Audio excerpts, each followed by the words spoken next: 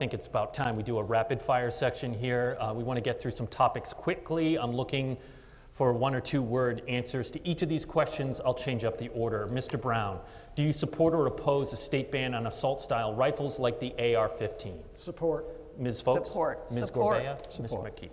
All right. In November, Mr. McKee, voters in some communities will be deciding if they will allow marijuana shops in their community. You will cast a ballot in Cumberland. Will you vote to allow marijuana shops or vote against them? Allow it. Okay, Ms. Gorbea? I will also vote to allow. In North Kingstown, obviously. In Narragansett, Ms. Folks? I will vote to allow, but I'll say I'm still think that we should consider the long-term health impacts of marijuana. Okay, Mr. Brown, you won't be voting for it in Providence, but if you did, how would you vote for it? In favor. All right.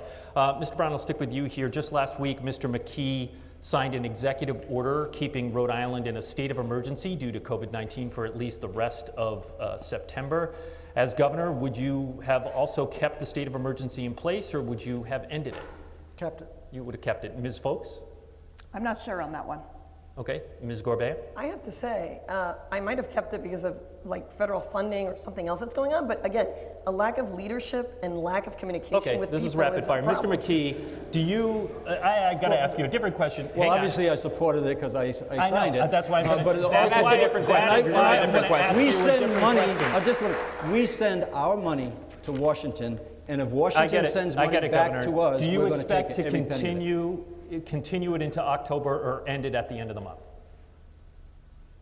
No, we're going to continue it as long as the funding is available, which is through the December 31st, 90% of the funding relative to COVID is going to be covered. So all right, we're going to take advantage of those dollars. We've been getting a good response from viewers on this, so we're going to do a pop quiz on information the governor should know. We aren't looking for things down to the decimal point here, but just sort of a ballpark. Well, all right, Mr. McKee, we'll start with you. What is the total amount of general revenue in the current fiscal year's budget? General revenue. Yeah, it's about $5.5 billion. Okay, is Ms. Gorbea, is he right? The overall revenue? General revenue. Not federal funds? Not federal funds. I'm going to say yes. Okay, Ms. Folks? Yeah, I think it's about $5 billion. Mr. Brown? Yeah. It is just over $5 billion. That's because you asked me first, Tim, you know?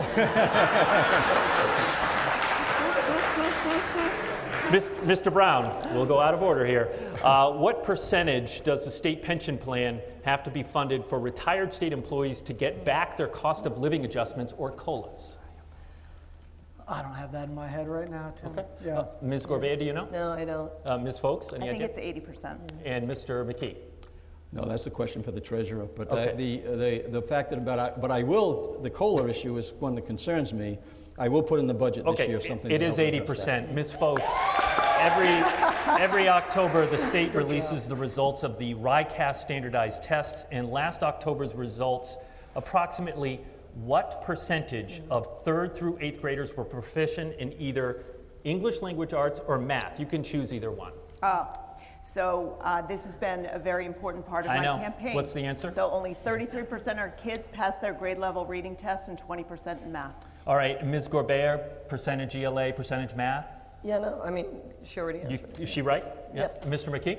Yes, but understand this. Okay, no. Mr. Brown? No, let's understand okay. that those testings was done. That's a base that we're at. That's not where we have been. It's because of the COVID, understand, right? Mr. McKee. Just Ms. so Folks, you were right, 33% for ELA, 20% for math. Final question, Ms. Gorbea. Look, you talk about yourself as being the housing candidate. According to the Rhode Island Association of Realtors, approximately what was the median price of a home in Rhode Island last month? Last month, it would have been around almost $300,000. Mr. Brown? I was going to say 250, 300. Ms. Folks? 400,000. And Mr. McKee? I'll guess at 350. In July, it was $410,000.